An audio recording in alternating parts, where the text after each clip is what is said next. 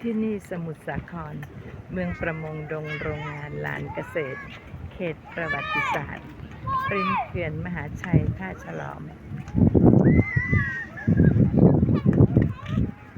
ยามตะวันลาลับฟ้าถึงเวลาอธิษฐานเธอทูลเพื่อฉันหรือเปล่าฉันจะคอยเฝ้าอ้อนวอนขอพระพรจากพระเจ้าให้เราทั้งพ้องรักกันโอ้โอ้โอ้เธอคำหนึ่งคิดถึงฉันหรือเปล่ายามเมื่อเธอคุกเข่าอธิษฐานโอ้โอ้โอ้ฉันคำหนึ่งคิดถึงเธอทุกวันยามเมื่อฉัน